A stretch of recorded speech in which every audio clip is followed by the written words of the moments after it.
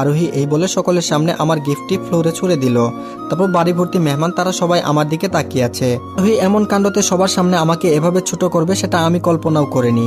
ব্যাস কোনো কথা না বলে আমার রুমে এসে সবকিছু গুছগাছ করে নিলাম। আর এখানে থাকা সম্ভব না, কাল সকালেই এ বাসা ছেড়ে চলে যাব। আরোহী আমাকে তাড়ানোর জন্যই তো এসব করেছে, আমি বরং চলেই যাব। এইদিকে আরোহীর নিজের মধ্যে অনুশোচনা কাজ করছে। এতদিন রনিকে তাড়ানোর জন্য যাই করুক না কেন কখনো সবার সামনে অপমান অপদস্থ করেনি, কিন্তু আজ যেটা করলো সেটা মোটেও ঠিক করেনি। তাছাড়া বাড়ি ভরা মেহমান, তারা আমাকে কি ভাববে? না, রনির সঙ্গে আমি মোটেও কাজটা ঠিক করিনি। আরোহী আনমনে এসব ভেবে যাচ্ছে আর ভাবনার ইতি টেনে মেঘলা আরোহীকে ঝাঁকিয়ে বলে উঠল, কিরে কেক কাটছিস না কেন? আরোহী বলল, হ্যাঁ কাটছি। আরোহীর জন্মদিনের অনুষ্ঠান এভাবেই শেষ হয়ে গেল, কিন্তু রনিকে তার ত্রিসীমানায় দেখা গেল না। আরোহী ভাবছে আবার সে বেহাদের মতো ফিরে এসে জন্মদিনে অংশগ্রহণ করবে। আরোহীর সে ধারণা ভুল প্রমাণিত হলো। তাকে আর জন্মদিনের অনুষ্ঠানের ধারে কাছেও পাওয়া গেল না। এবার একটু বেশি আরোহীর অনুশোচনা হতে লাগলো। অনুষ্ঠান শেষে যে যার মতো চলে গেল। আরোহী রুমে এসে বিছানায় গা ইলিয়ে দিতেই সেই গিফট ফেলে দেওয়ার দৃশ্য বারবার চোখের সামনে ভেসে উঠছে। কিছুই ভালো লাগছে না। এসব ভেবে যাচ্ছে আরোহী হঠাৎ দরজায় টকটক আওয়াজে দরজা খুলে লক্ষ্য করলো তার মা দাঁড়িয়ে আছে। তারপর আরোহী কিছুটা স্বাভাবিকভাবে বলে উঠল, মা কিছু বলবা? এর মা বলল, ছেলেটার সঙ্গে তখন এই মিসবিহেভটা না করলেও পারতি। তাছাড়া আমি এটাও জানি কেন তুই এই ছেলেকে সহ্য করতে পারছিস না। আরে সব ছেলেরাই কিন্তু খারাপ হয় না, ভালো মন্দ মিলেই মানুষ। কিন্তু একজন তোর সঙ্গে ভালোবাসার চিট করেছে দেখে সব ছেলেদেরকে একই ভাববি, এটা কিন্তু ভুল। রনির কাছে গিয়ে সরি বলে নিস। এই কথাটা তখনই বলতাম, কিন্তু অনুষ্ঠান নষ্ট হয়ে যাবে দেখে কিছুই বলেনি। আরোহী শুধু নীরব শ্রোতাদের মতো তার মার কথা শুনছিল। বলার মতো কোনো ভাষা তার জানা নেই। কিছুক্ষণ পর আরোহী মনোহিত করলো সরি বলে সবকিছু সমাধান করে নিবে, আর কখনো তার সঙ্গে মিসবিহেভ করবে না। সব ভেবে ছাদে চলে গেল একাকিত্ব থাকার জন্য। আরোহী সেখানে লক্ষ্য করলো রনি কার সঙ্গে যেন ফোনে কথা বলছে। ইতিমধ্যে তার কথা বলাও শেষ। পিছন ফিরে আরোহীকে দেখা মাত্রই কোনো কথা না বলে চলে যেতে ধরলো। এমন সময় আরোহী বলে উঠলো, রনি দাঁড়াও প্লিজ। উনি বলল, অপমান করবেন নিশ্চয়ই? ছাদে আমি আর আপনি ছাড়া কেউ নাই দেখছি। একটা কাজ করেন, যেখানে মানুষজন বেশি থাকবে সেখানে আমাকে অপদস্থ অপমান করবেন, সেটাই ভালো হবে। তো যাই হোক, একটা মানুষ তো কারো অপমান সহ্য করে থাকবে না, নিশ্চয়ই তো এটা ভাবছেন। আরোহী নিশ্চুপ হয়ে দাঁড়িয়ে রইল। বললাম, কালকেই আমি এই বাসা ছেড়ে চলে যাচ্ছি। যদিও বাসাটা একটু আগেই পেয়েছিলাম আর সিদ্ধান্ত নিয়েছিলাম গিফটের মাধ্যমে আপনাকে বিষয়টা জানাবো, কিন্তু তার আগে আপনি সেটা না দেখেই ছুঁড়ে ফেলে দিলেন আর বাড়ি ভরা মেহমানদের সামনে আমাকে ছোট করলেন। আরোহী বলল, সরি। আমি বললাম, সরি বলার কোনো দরকার নেই, সকাল হলেই এখান থেকে চলে যাব। এই বলে আমি সেখান থেকে চলে গেলাম। এদিকে আরোহী আমার চলে যাওয়ার কথা শুনে নিজের কথা বলার ভাষা যেন হারিয়ে ফেলেছে। সারা রাত আরোহী নির্ঘুম রাতে কাটিয়ে দিল। সকালে ঘুম থেকে উঠেই ছাদে চলে গেল, কিন্তু আজ রনিকে আর দেখতে পেল না। পর আগ্রহ নিয়ে তার রুমের দিকে যেতে লাগলো এবং রুমের তালা লাগানো দেখে রীতিমতো অবাক হয়ে গেল। সাত সকালে তালা লাগানো দেখে আরোহী তার মাকে জিজ্ঞেস করলো, মা রনির রুমে তালা লাগানো কেন? আরোহীর মা বলল, রনি কাল রাতেই এই বাসা ছেড়ে অন্য বাসায় উঠেছে। আরোহী অনেকটা অবাক হয়ে বলল, কি রাতেই চলে গিয়েছে? আরোহীর মা বলল, হ্যাঁ রে মা, রনি এসে আমাকে বলল যে তুই নাকি কোনো ভাড়াটিয়ার থাকুক সেটা চাস না, সেজন্য রনি চলে গেল।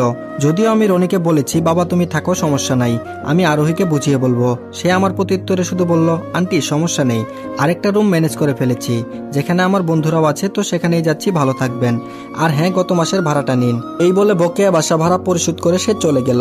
চাইলে আটকাতে পারতাম, কিন্তু তোর কথা ভেবে রনিকে আর আটকালাম না। আর হ্যাঁ, বাসা ভাড়া দেওয়া টোটাল বন্ধ করেছি। এখন থেকে ওই রুমটা তালা লাগানোই থাকবে। আশা করি এবার নিশ্চয়ই খুশি হয়েছিস। রোহিত তার মার কথার উত্তর না দিয়ে রুমের দরজা আটকে বিছানায় গায়ে ইলিয়ে দিতেই থেকে কয়েক ফোঁটা নোনা জল গাল বেয়ে পড়তে লাগলো। আর সেটা কেন পড়তে লাগলো সে উত্তর আরোহী কোনোভাবেই মিলাতে পারছে না। অপরদিকে আরোহী মেয়েটা সত্যি অনেক সুন্দর, কিন্তু তার যদি আচরণ ভালো থাকতো তাহলে হয়তো এতদিনে তাকে ভালোবেসে ফেলতাম। তো তার যে ব্যবহার, এতে কোনো ছেলেই তাকে ভালোবাসবে তো দূরের বিষয়, তার ধারে কাছেও ঘেসবে না। তাছাড়া আমি কেন এসব ভাবছি? ওদের বাসা ছেড়ে এখানে আসাই তো আমার একটা বিষয় ভালোই হয়েছে। কেউ আমাকে অপমান অপদস্থ করতে পারবে না। কিন্তু এই বাসা থেকে আরোহীদের বাসা বেশি একটা দূরের না, মাঝে মধ্যে অকারণেই দেখা। আর দেখা হলেই বাকি, ওর সঙ্গে তো আমার কোনো ভালোবাসার সম্পর্ক নেই যে দেখা হলে খারাপ লাগবে। এভাবে রনির ছন্ন ছাড়া জীবন কাটছে। কথায় আছে না, সময় যখন খারাপ যায় তখন সব দিকেই যায়, তেমনি রনির সময় তাই হচ্ছে। যাকে 2টা বছর ভালোবেসে গেল সেও তাকে বুঝতে পারলো না, ভুল বুঝে ইফটিজিং এর শাস্তি দিল। যাদেরকে আপন ভেবে আসছে তারাও মুখের উপর বলে দিয়েছে তারা রক্তের কেউ না। এই পৃথিবীতে মানুষজনের আনাগোনা বেশি থাকলেও এর মধ্যে তার আপনজন নাই বললেই চলে। একদিক থেকে রনির একাকিত্ব জীবন ভালোই চলছে, কষ্টের হলেও সেটাকে আর কষ্ট বলে কিছু মনে করে না। এখন সবকিছুতেই যেন তার মানানসই হয়ে উঠেছে। এখন তার একটা লক্ষ্য, পড়ালেখা শেষ করে ভবিষ্যতে ভালো কিছু করবে, এরকম চিন্তা ভাবনায় সে নিজেকে নিয়োজিত করে ফেলেছে। চলুন তাহলে এবার বর্তমান গল্পে আসা যাক। কলেজে এডমিট হলেও তেমন একটা কলেজে যাওয়া হয়নি, তো রেডি হয়ে কলেজে চলে আসলাম। অ্যাডমিট হওয়ার 2 মাস পর আজ কলেজে আসলাম। চারিদিকে কলেজ মেন্টরদের আনাগোনা দেখে ভালো লাগা কাজ করছে। তারপর প্রিন্সিপাল স্যারের কক্ষে গিয়ে দেখা করতে গিয়ে স্যারকে সালাম দিলাম এবং স্যার সালাম নিয়ে বলে উঠলো, কি ব্যাপার রনি, 2 মাস আগে অ্যাডমিট হয়েও গেলা অথচ 2 মাসের মধ্যে একদিনও কলেজে আসলা না, আজ কি ভেবে এসেছো?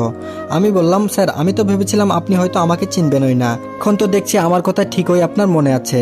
স্যার বলল, এত সহজে যদি ছাত্রদের চেহারা ভুলে যাই তাহলে তো আমার প্রতিষ্ঠান অল্পতেই লাটে উঠবে, সুতরাং আমি আমার স্মৃতিশক্তি এতটাও খারাপ না যে অল্পতেই ছাত্রদের কথা ভুলে যাব। তাছাড়া আমার স্মৃতিশক্তি এখনো অনেক ভালো আছে, যাকে একবার দেখি তাকে দ্বিতীয়বার চিনতে অসুবিধা হয় না। এখন থেকে তোমাকে কিন্তু নিয়মিত ক্লাসে আসতে হবে, তোমাদের ইন্টারমিডিয়েট পরীক্ষার বেশি একটা কিন্তু সময় নেই। আমি বললাম, জি স্যার অবশ্যই আসব। কলেজে প্রথম দিন ক্লাসে বেশ কয়েকটা বন্ধু পেয়ে গেলাম। প্রথম দিন ক্লাসে ভালো মজা হলো। শেষে রাস্তায় এসে ফোনে নিউজ ফিড দেখছিলাম, হঠাৎ পরিচিত কণ্ঠ আমার নাম ধরে ডেকে উঠলো। নিউজ ফিড দেখা বাদ দিয়ে তার দিকে তাকাতেই আমার চোখ যেন কপালে উঠে গেল।